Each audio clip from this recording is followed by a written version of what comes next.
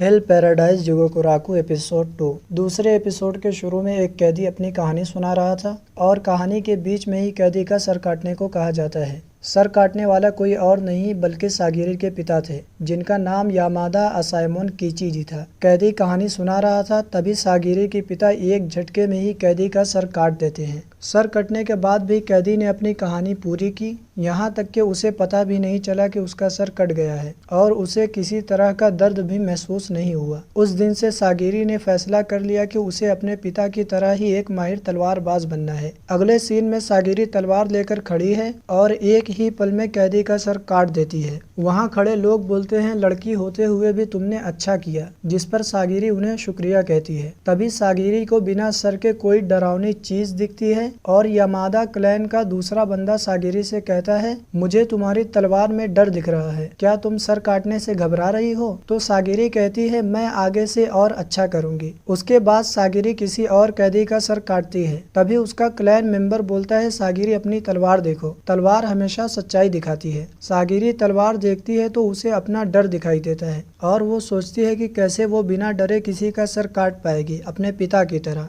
इसके बाद हमें नदी का किनारा दिखता है जहां सागिरी गाबी मारू का चेहरा छुपा रही है। फिर सभी कैदियों को एक साथ जमा किया जाता है। सागिरी सभी कैदियों के बारे में पढ़ रही थी। तभी गाबी मारू बोलता है कि मैं मुझे माफ करने वालों को देखना चाहता हूँ। सागिरी बोलती है, तुम ऐसा नहीं कर सकते। फिर एक आदमी बोलता है कि तुम कैदियों को शिनसिंक्यो जाकर अमृत लेकर आना होगा, जिसके बाद तुम्हारी सजा माफ कर दी जाएगी। तभी वहाँ बैठा एक कैदी बोलता है, अब मैं और लोगों को मार सकता हूँ। उसके बारे में सागिरी बताती है, एक ऐसा कैदी जो अपनी खुशी के लिए औरतों और बच्चों को मारता है, ये बहुत बुरा आदमी है। तभी एक कैदी लड़की बोलती है, क्या तुम गाबी मारू द होलो हो? मैं तुम्हारे बालों के रंग से तुम्हें पहचान सकती हूँ, तुम तो बहुत फेमस हो, लेकिन जैसा सुना था देखकर तो ऐसे नहीं लग रहे। सागिरी मन में सोचती है, पहले मैं भी गाबी मारू से डरी हुई थी, लेकिन अब ये बदला हुआ लग रहा है। फिर सागिरी गाबी मारू को अपने तलवार में देखती है और वो काफी डर जाती है। फिर एक आदमी कैदियों से बोलता है, अपने चेहरे खोल लो। फिर कैदियों के सामने एक आदमी को लाया जाता है जिसके पूरे शरीर से फूल निकले हुए थे। बताते हैं कि ये अकेला आदमी है जो आइलैंड से जिंदा आया था। ये देखकर कैदी बोलते हैं, हमें इसके बारे में तो नहीं बताया गया था। तो वहाँ खड़ा आदमी बोलता है, कितना अच्छा है कि तुम जैसे कैदी फूल बन जाए।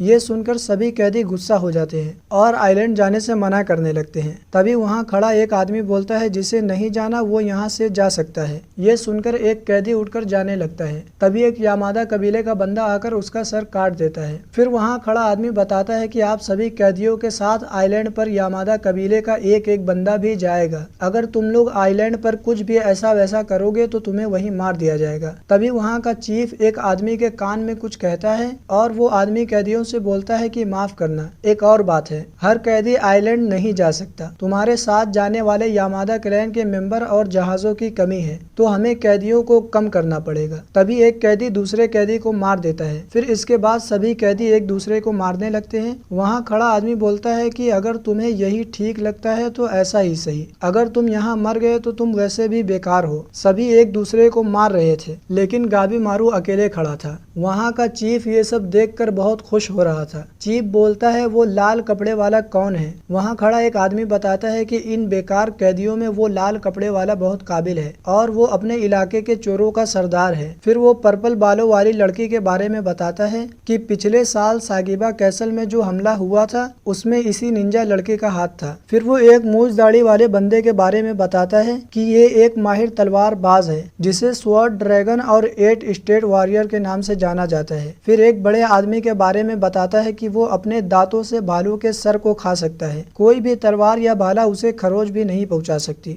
ये सब सुनकर चीफ बहुत ज्यादा खुश हो जाता है। फिर वो आदमी बोलता है, वो जो बिल्कुल हिल नहीं रहा उसका नाम गाबी मारू द होलो है। तभी एक यामादा क्लैन के इजन नाम का बंदा सागिरी से बोलता है, तुम्हें डर तो नहीं लग रहा है ना? आइलैंड पर कैदियों के साथ साथ हमारे जान को भी खतरा है। तुम एक सामुराई खानदान की लड़की हो तो तुम्हें तो आराम से घर बैठना चाहिए। ये सर काटना, फांसी देना, ऐसा काम क्यों कर रही हो? सागिरी अपने पास्ट के बारे में बताते हुए कहती है कि मैं भी यामादा क्लैन में पैदा हुई हूँ। मैं जब छोटी थी तो मेरे पिता के तलवारबाज होने की वजह से सभी बच्चे मुझसे नफरत करते थे और मुझे मारते थे। इससे फर्क नहीं पड़ता कि मैं लड़की हूँ या जो भी, मैं भी तलवारबाज बन सकती सकती हूँ। तभी एक कैदी बोलता है वो समुराई एक लड़की है, चलो उसे मारकर उसकी तलवार छीन ले। कैदियों को आता देख ईजन सागिरी को बचाने आता है, लेकिन सागिरी उसे रोक देती है और डरते डरते ही सही लेकिन एक एक करके वो तीनों कैदियों को मार देती है। तभी गाबीमारू चीफ से बोलता है आप लोगों को ऐसे क्यों मार रहे हैं? क्या इसका कोई और तरीका नहीं है? सभी कातिल लोगों को मारना पसंद नहीं करते, आप लोग कैसे ये सब बस देख रहे हैं? वहाँ खड़ा आदमी बोलता है तुम्हारी हिम्मत कैसे हुई चीफ से ऐसे बात करने की? और आदमी कैदियों से बोलता है जो भी इसे मारेगा उसे आइलैंड जाने के लिए चुन लिया जाएगा। ये सुनकर एक कैदी गाबीमारू को मारने के लिए आगे आता है। गाबीमारू कहता है मैं तो तुम्हारे लिए ही बात कर रहा था और अब जब तुम मुझे मारना ही चाहते हो तो मुझे तुम्हें मारना होगा। कैदी ये सुनकर काफी डर जाता है। गाबीमारू बोलता है मैं भी मरना नहीं चाहता, अब मुझे ये करना ही होगा। कैदी घबरा जाता है। गाबीमारू कहता है ये सोचकर ही मेरा दिल भारी हो जाता है, मैं ये करना नहीं चाहता। ये बोलकर गाबीमारू एक एक करके सभी कैदियों को मारने लग जाता है। इतने दर्दनाक तरीके से कैदियों को मरते देखकर वहाँ का चीफ काफी डर जाता है। हमें दिखता है गाबीमारू के हाथ से बहुत ज्यादा खून गिर रहा है। वहाँ खड़ा आदमी बोलता है ये तो एक मॉन्स्टर है। तो यही है गाबीमारू द होलो।